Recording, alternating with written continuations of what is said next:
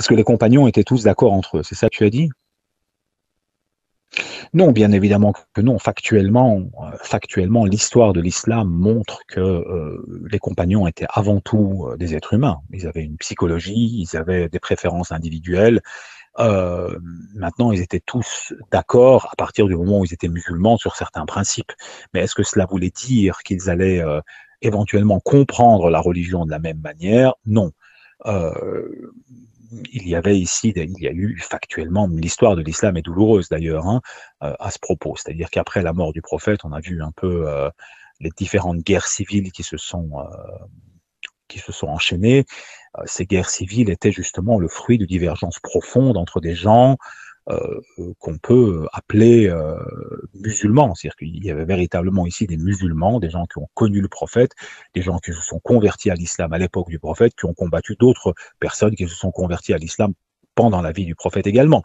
Et donc, l'histoire des compagnons n'est évidemment pas du tout une histoire rose, c'est pas du tout une histoire inhumaine, c'est certainement une histoire humaine. Tu vois, et c'est très important qu'on comprenne ça. Même si le mot compagnon lui-même est un mot qui n'a été codifié que bien plus tard. C'est aussi une incompréhension que beaucoup de gens ont quand on parle de compagnon. Quand ils parlent de compagnon, ils pensent en fait à quelque chose qui ne voulait pas dire la même chose dans la bouche du prophète salam lui-même. À partir du 9e, 2e siècle, s'est posé la question de savoir qu'est-ce qu'un compagnon. Et donc là, il y a eu différents avis. Les chafiites ont eu un avis, les hanbalites ont eu un avis. Est-ce qu'il fallait rencontrer le prophète à son époque pour devenir compagnon, oui ou non? Est-ce que les gens qui se sont convertis à l'époque du prophète, mais qui n'ont jamais vu le prophète, étaient-ils compagnons? Certains ont dit non, il faut absolument voir au moins une fois le prophète.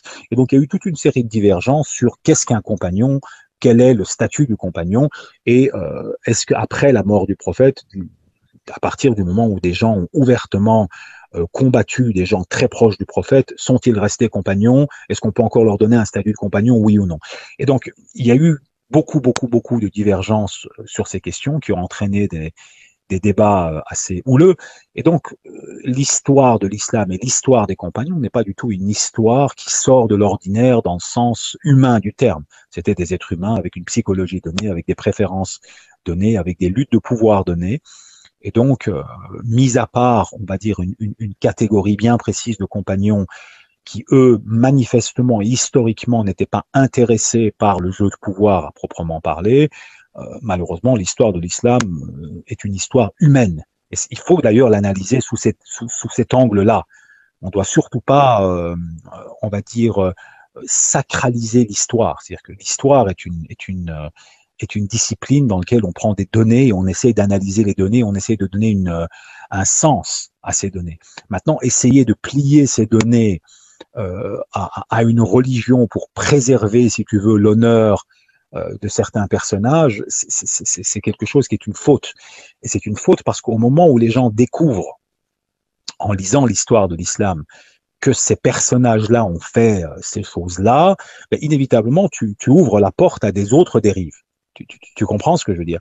Et je me rappelle encore très bien, en tout cas ici en Belgique, euh, beaucoup de gens qui avaient adhéré à l'école salafiste, les tenants de cette école demandaient par exemple aux élèves de ne pas lire l'histoire de l'islam de Tabari.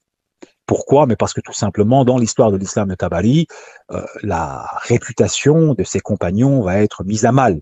Alors que Tabari était un pur historien de son époque. Il n'était pas du tout en train d'essayer d'aller dans un sens ou dans un autre.